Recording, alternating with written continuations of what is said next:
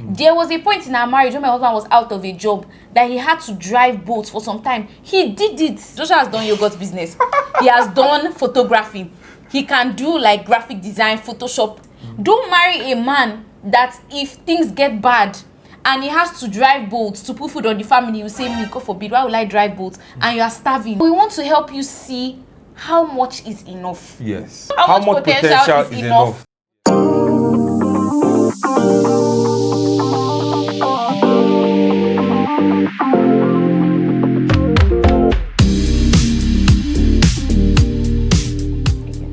If you've been following us for a while, one thing you know about us is that when we got married, we were not wealthy. We were not really. God has helped our lives. In fact, me saying we were not wealthy is me putting it mildly. Yes. Like, we were just two people who loved the Lord, loved each other, and knew that God was leading us to get married. We had just finished NYC at the time, so just think about it. I mean, now a couple is even earning 70k. Yes. Even though in today's Nigerian climb, it's not necessarily. It's still something. It's still something. I mean, then we were earning what 19,800. Yes. So that was not. We were not earning much. Yes. And I remember when I asked you out, it was based on the fact that if you're saying yes to me, no, we're getting married next year.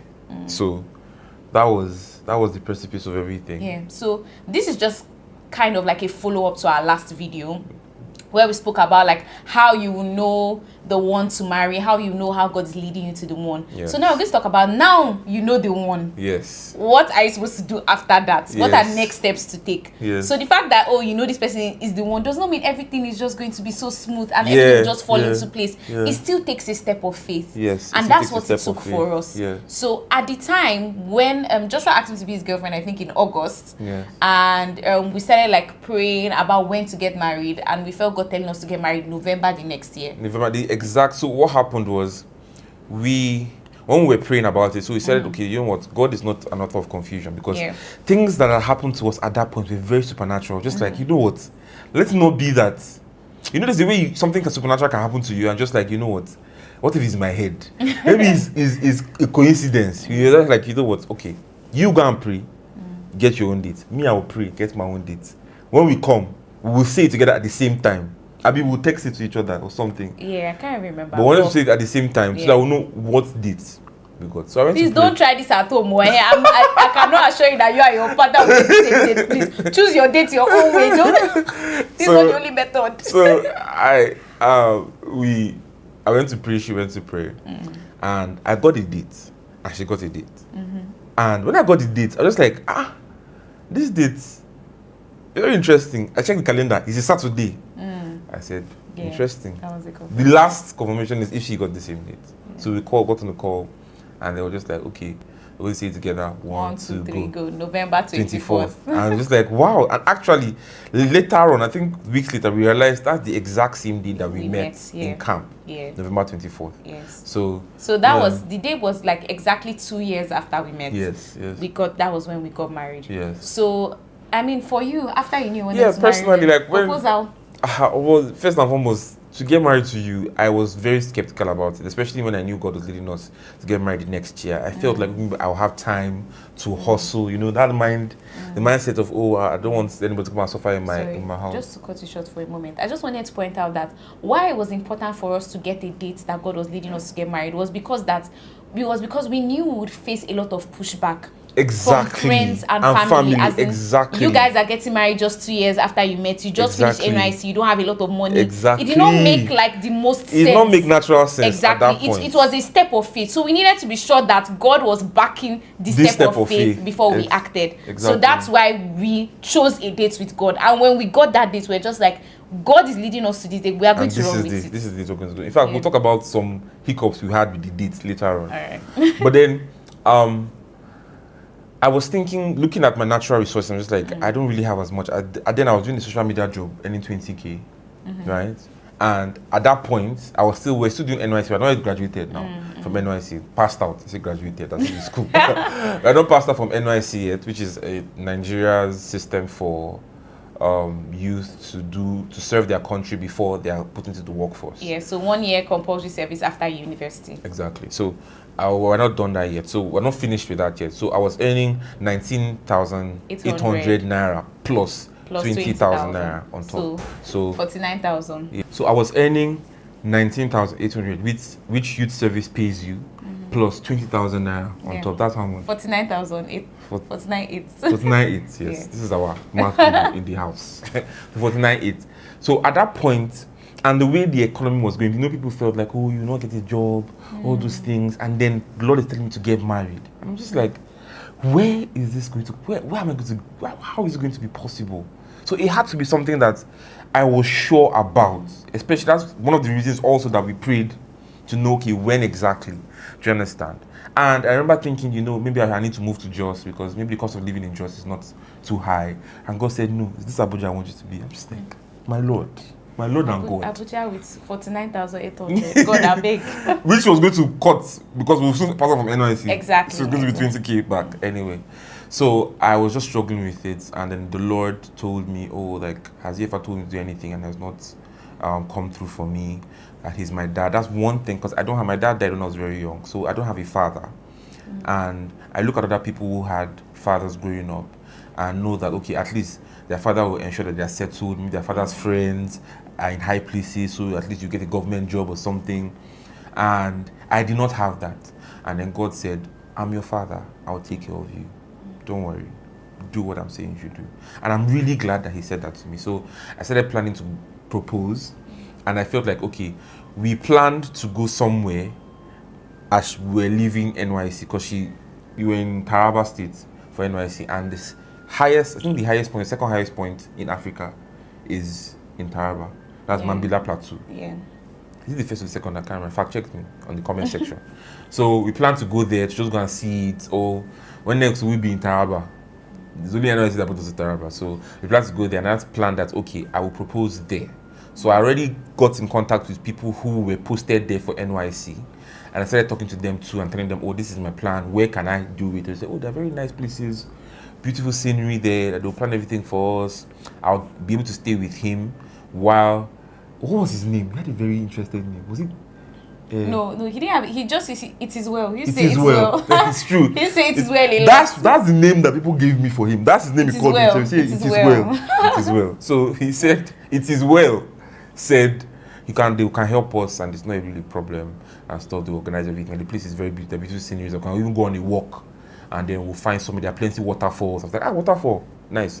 If you've not watched our proposal video, the link will come out now, so you can go and check it. It's our first video. That video makes me shy. Anyway, it's our first YouTube video. It is well. It is well. I'm embarrassed, but it is well. So I planned with him. Now I was remaining to buy the ring. Now, I don't really have money, but I knew what God was telling me to do. I spoke to these malams that carry rings on their head and walk around. So I spoke to him, and I said, this is what I want to do and everything. And he gave me one ring like that. So I carried the ring. It was like 500 naira. So I carried the ring, and I went to go meet her in Taraba to help her pack up. This time was pastor from NYC, so it's just to help her pack up and go back to Jos. So when we went to Taraba, we now took a trip to Mambila Plateau. Do you remember how interesting that trip was? Yeah, it was. They kept stopping us on the road and they were asking me, "What's your name?" Yeah, they said at one point they said you were not a Nigerian. Yes, I'm not a Nigerian. Are you sure it doesn't have one birthmark spot. Yes, anyway, one birthmark spot. It was very interesting. But the trip was really fun. Like the scenery was nice. Oh, it was very nice. Yeah, and I remember when we got to the waterfall, like I was just so enamored by the waterfall. It was so beautiful. And then did you have an idea that was going to be I had no idea. So you had I had zero idea. So I was looking at the waterfall, and then I just turned back and I saw Joshua on his knee. And then he was now saying words, oh, I love you, will you marry me? I was so cool. I was like, first of all, I was shocked for like 30 seconds, like my brain stopped working. Then I say, babe, I'm needing the inside water. My trousers get wet. Because Mambila Plateau is cold. Yeah, the water was very cold. It was ice. It was icy cold. So I was like, yes, I'll marry you. So he gave me the ring and we hugged. And it was very nice. So I just want to point out here that you don't need to do a fancy proposal. All these red roses, bouquet. Will you please? That if you can afford it, is nice, but you don't allow anybody to pressure you. You can kneel inside water. You can do that anywhere. You can go anywhere and propose. The most important thing is that you love each other, and you know that God is leading you to be with each other.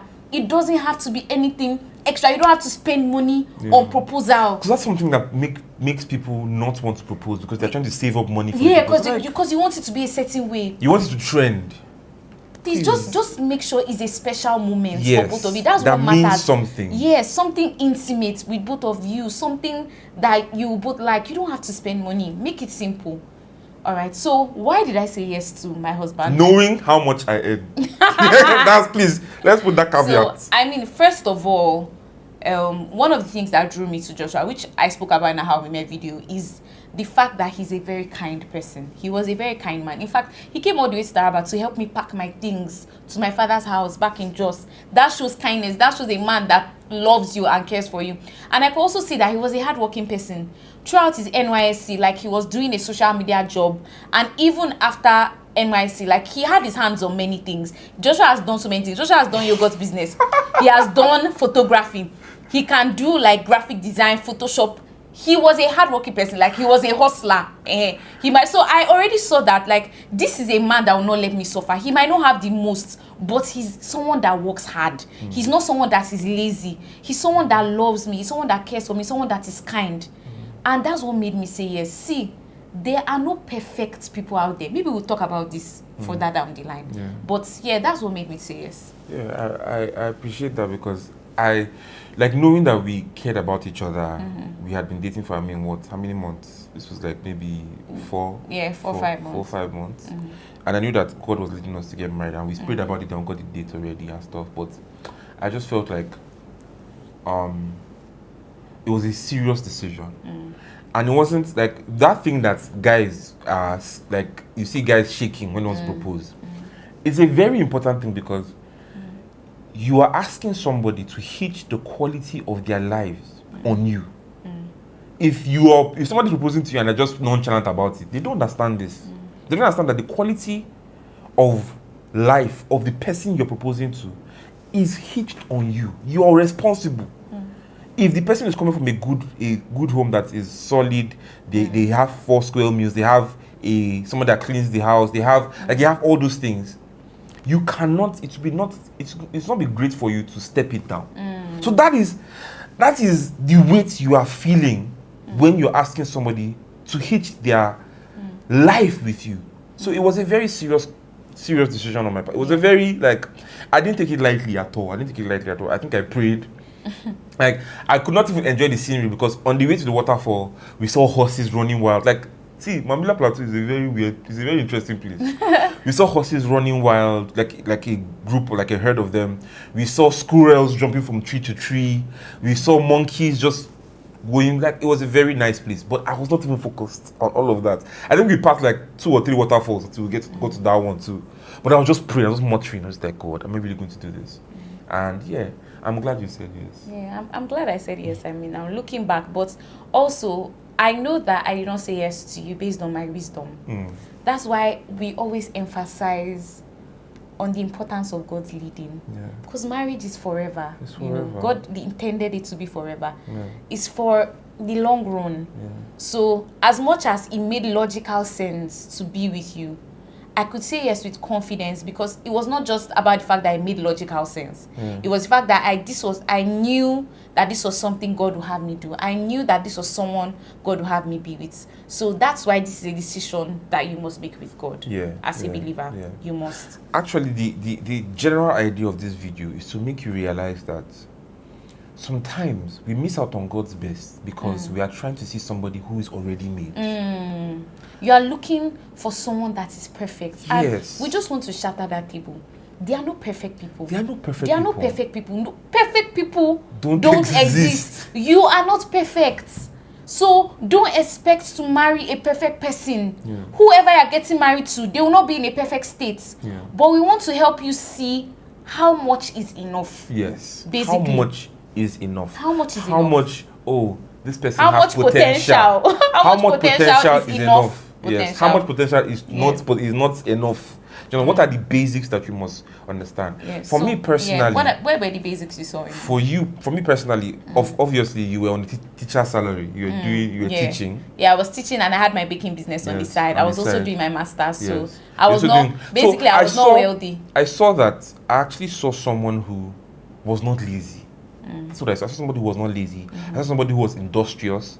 I saw someone who had a passion for what they were doing. They had a passion for teaching. It was not about the money for you, because you're not paid so much. How much were you paid? I think I was earning like what, 25k, 30k. Yeah. I wasn't earning much. It wasn't paid a lot. So, but I could see the passion. I could see your preparation. Sometimes I come to visit you, and you spend time preparing for the next day. You've come home from, like, I came to see in your parents' house.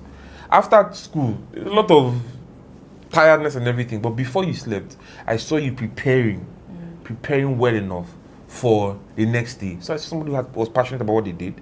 And your baking, you had great fundamentals about it. Like, your baking has already tasted out of this world. From then, you've improved your skills, but it has shown intentionality. So I saw someone who was intentional about their life. I saw someone who, with the meager salary that you had, you looked good. You didn't have shabby clothes.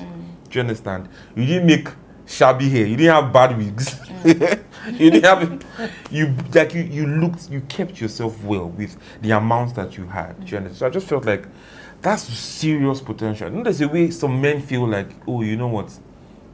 I need to marry somebody who is earning this amount because this is the lifestyle I want. Like, sometimes your calculations are based on the natural alone.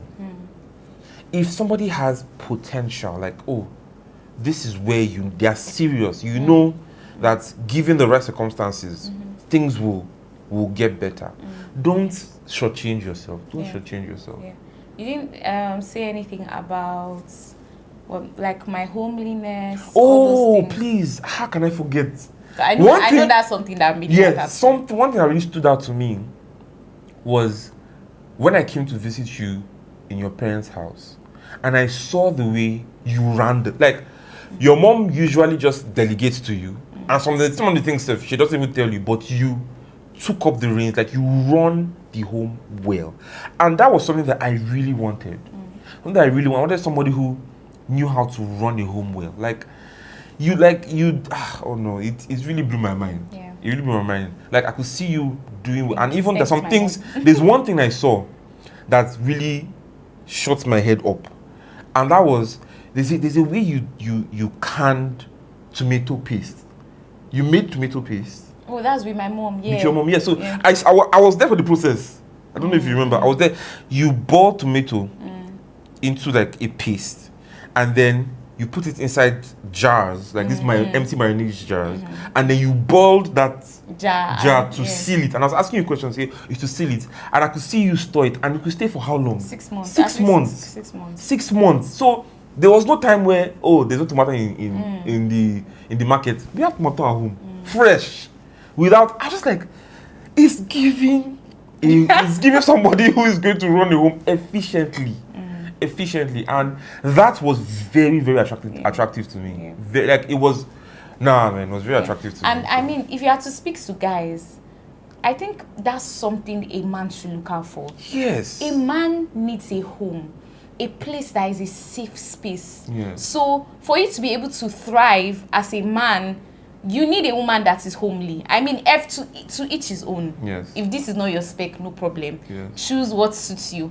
But I mean, I do think that homeliness is an important attribute when choosing a wife. For me, it was very, to be very honest, it was very important. It was very important. If I want to speak to some men out there looking for someone, it's something that you should try and spot. I'm not saying that you're marrying somebody who's going to be your personal chef, who's going to be cleaning your house for you, who's going to be washing your clothes for you, But having the wherewithal to run a home, it takes a lot of mind. I see when you're calculating what is finishing at home, what you need to replace, how much you need to spend, the pricing in the market is different from this price that was there, and all these decisions you make. Oh, we need to buy this in bag, in bulk, so that it doesn't run out and we can. And I see all of that. For instance, my favorite food is yam, and my wife went somewhere that was not close to buy like a lot of yam that has lasted us for months.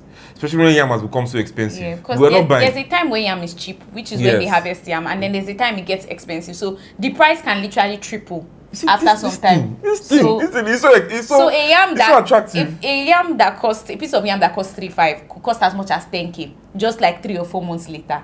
Meanwhile, if you bought it, you would have saved a lot of money. So I bought yam in bulk. So those are things I learned from my mother as well, and that's what it means to run a home. Like, there are a lot of moving pieces when it comes to running a home, and I don't think men are not good at multitasking. So men struggle when it comes to running a home. So I think it's a good quality to look out for. Yes. So as a woman, what is a good quality to look out for in a man? What potential is the right amount of potential? All right. So first of all, this man must be submitted to the Lord. You must see track record that God has told him to do things and he did it. God has told him stop and he stopped. God has told him move and he moved. So you know that this is a man who the Lord is speaking in his ear. I won't be afraid to submit to such a man because God can always speak to him. God can always correct him. Another thing is, this man has other men that he's submitted to. Has other men that he's under that can speak to him, that can call him to order. My husband had that as well. There was Apostle. He was already submitted to Apostle at the time before we got married. So another thing a woman should look out for, is he hardworking? Is he hardworking? Not the one that's always giving excuse. Oh, I started this business, it failed. I'm doing this, it failed. Oh, or pipe dreams. If only I could just get this. If only I go to the UK, then my life will be better. If only I get this amount of money. If only I get this job. Such a person is not serious. What do you have in your hand now? What are you doing with it? There was a point in our marriage when my husband was out of a job that he had to drive boats for some time. He did it. Don't marry a man that if things get bad and he has to drive boats to put food on the family, you say, me, God forbid, why will I drive boats? And you are starving. No. Marry someone. I even picked up my yogurt business back. Yes. Marry someone who is hardworking and who is humble, not proud. That's another thing to look out for. Another thing to look out for, marry someone that is kind and loves you and cares for you and puts your needs above their own. So these were the things I saw. And even if he didn't have money, I knew that this guy will have money. It's just a matter of time. He's diligent. He loves the Lord. He loves me. That's what I need. So these are the things to look out for. What were some of the things that, my husband was not perfect at? I mean, before I met my husband, I wanted a guy that knew how to cook.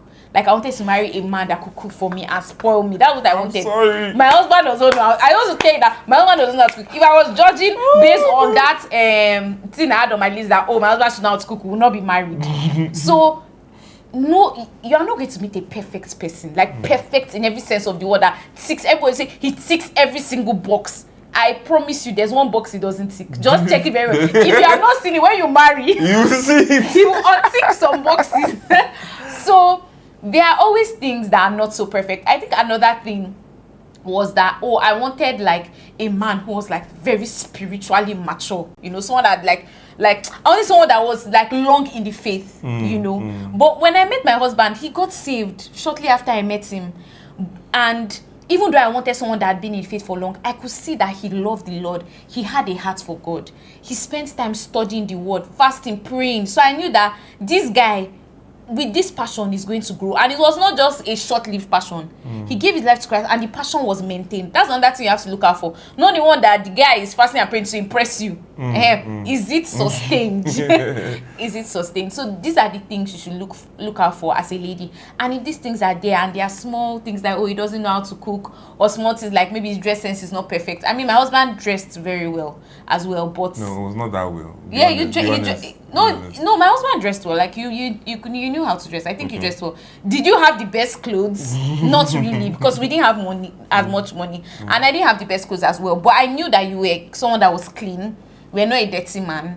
You smelled good. You cared for your personal hygiene, and you dressed well with what you had. So, which means if you had more, you would dress well. Okay. So, these are the things to look out for. So, I want to ask you a question before I forget. No. I want to ask, like, knowing how much I earned, why did you? I remember I was talking about this. I spoke about how you knew how much I earned and you still said it because God was leading you and because you saw potential. Talking about it at one program, Believers Born. So, why did you still, So I remember after you speaking about it in that program, Great Man Takit actually came to me and he was like, women like you are rare. How can you say yes? How do you say yes to a man when he doesn't have money? I've never seen anything like that. And I mean, if there's any guy here that has that mindset, I want you to know that there are good women. There are good Christian women out there. Don't feel like every lady is after money. If every lady you know is after your money, you are in the wrong circle. You need to change your circle. There are women, a woman who knows her value in Christ and sees the value of people based on who they are in Christ will not rate you based on your pockets.